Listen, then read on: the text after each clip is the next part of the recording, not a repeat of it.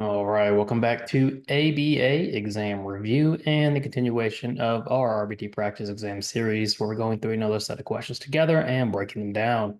If you're new to the channel, welcome. If you're returning, welcome back. Please subscribe. Check out btexamreview.com for all of our study materials, including this combo pack. When you pass your exam, let us know so we can include you in the Sunday shout out. Work hard, study hard. Let's get going. A 5-year-old is walking around a zoo and pointing out different animals. When he sees the tiger, the jaguar, and the cheetah, he says big cats. He also said big cats when he saw the ostrich. What ideas are demonstrated in this scenario? All right, a couple different things happening here. What do we know so far?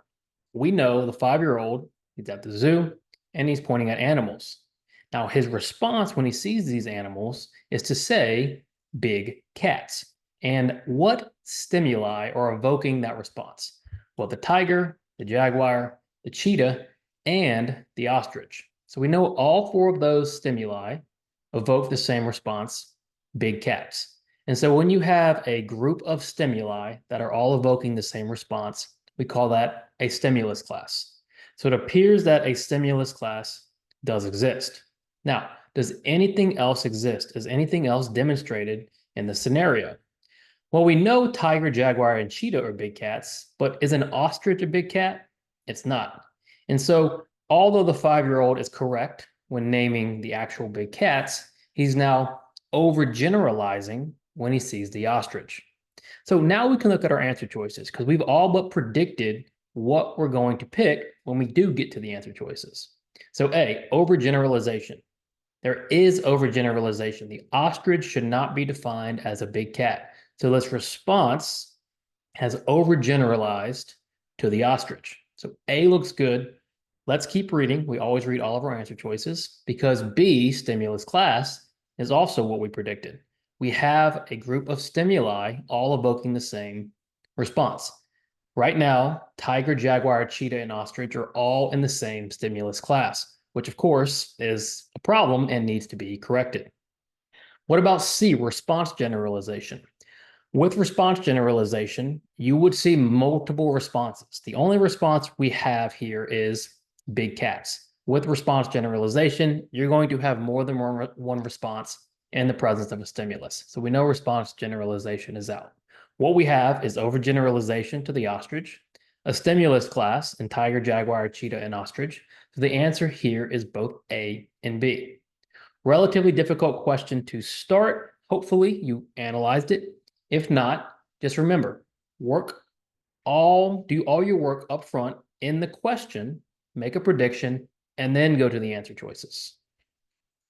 A parent asks their child to complete a series of tasks, such as putting away a toy and closing their door, both of which the child does regularly without resistance. After completing these tasks, the parent then asks the child to clean their room, a task the child usually avoids. The child is more likely to clean their room after completing the simpler tasks. What concept is being applied in the scenario? Pretty straightforward question here. It's kind of a fluency question. Let's think about this. Let's think about the concept we're talking about.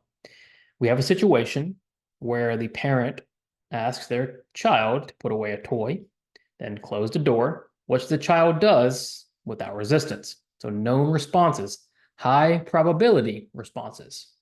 Following the high probability responses, the parent asks the child to complete the low probability response, which is cleaning the room. So already we can see the parent is using a high probability request sequence. Now, what concept is the high P request sequence based on? A, behavior momentum. Yes, when we are using a high probability request sequence, a high P, low P request sequence, we're trying to build up behavior momentum. And the way we build momentum is by asking a bunch of high probability requests or behaviors we know the learner can do to build momentum. And then we ask the learner to engage in the harder request or the much more low probability request. And so this whole concept is behavior momentum. It's not called behavior progression. This is not a behavior chain. Don't get this confused with the behavior chain. A behavior chain is when we take a behavior and break it into steps. These are not steps in a behavior, right? We're trying to build up momentum, so the client or the child will clean the room. And then stimulus fading, we're not fading anything out. We're giving the instruction, and then we give the low probability instruction once momentum has been established.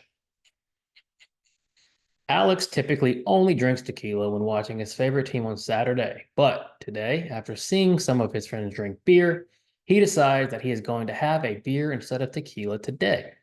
Seeing his friends drink beer acts as a what? So we have a motivating operation, discriminative stimulus question.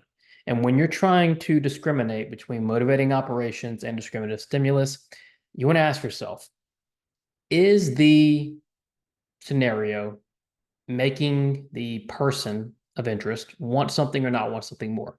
Is it increasing the value of something? Or is it signaling the availability of something? What do I mean by that? Well, we know Alex's behavior has changed because he's now drinking beer instead of tequila. And why is he drinking beer instead of tequila? Well, he sees his friends drinking beer. So the question you have to ask is, his friends drinking beer, does that signal the availability of beer, or does that make Alex want the beer more? Well, it makes Alex want the beer more. How do we know that? Because we know typically he only drinks tequila when watching his favorite team on Saturday. Only when he sees his friends drink beer does he say, I'm going to have a beer instead of tequila today. Second, just because he sees his friends drinking beer and just because he wants a beer, that doesn't mean the beer is available. Those are two very important distinctions. Just because you want something doesn't make it available. The availability piece is where the discriminative stimulus, or the SD, comes into play.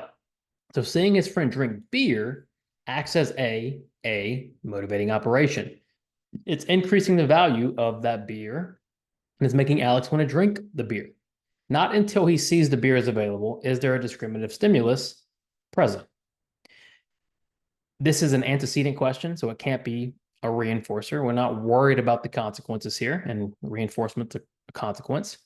And it's not a prompt, because the prompt comes after the SD before the response. Alex simply saw his friends drinking beer. That made him want the beer more.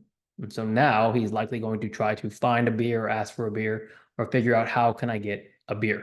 And when he does, he's going to have spotted the discriminative stimulus. But in this case, seeing his friends drink a beer acts as the motivating operation. Lauren counts to 3 and then sends her son to timeout when he does not comply with her directions at home. This reduces his non-compliance. Today, Lauren started to count to 3 in Target and her son's refusal to comply stopped immediately. Counting is considered what? All right, let's think about this. Immediately, you should identify this as a punishment question. Why is that? Well, when the son is not complying, what does Lauren do? She counts to 3, sends him to timeout, which acts as punishment, right? It's a reduction in the behavior.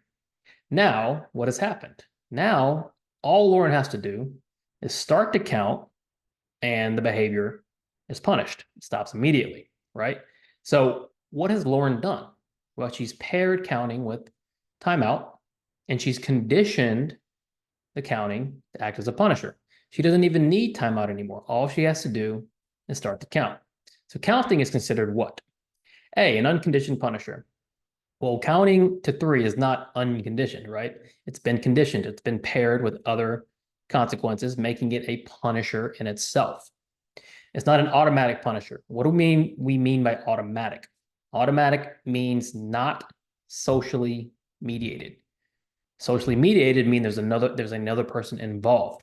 When it's automatic, there's not another person involved. Since there is a person involved, Lauren is administering the punishment. It can't be automatic. It's socially mediated. That makes it C, conditioned. It's a conditioned punisher. It's been conditioned with the timeout and now it's acting as a punisher in itself. And then a negative punisher where something is removed. The counting is not removed. It's added. It's positive. It's a positive conditioned punisher. Counting is considered a positive conditioned punisher. And then finally, a reinforcement schedule is used for completing math worksheets. The learner receives a reward every 15 minutes, but you usually start slowly in the beginning and speeds up near the end of the 15 minutes. What is described in the scenario?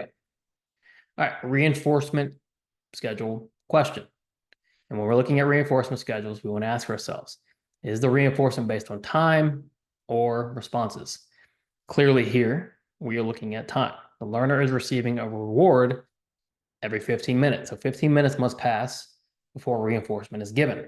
Now, the client is starting slowly in the beginning at the interval and then speeding up because they've likely learned that it doesn't matter how fast I work in the beginning because I can't get reinforced until 15 minutes either way. And this is part of the issue with a fixed schedule, which is predictable.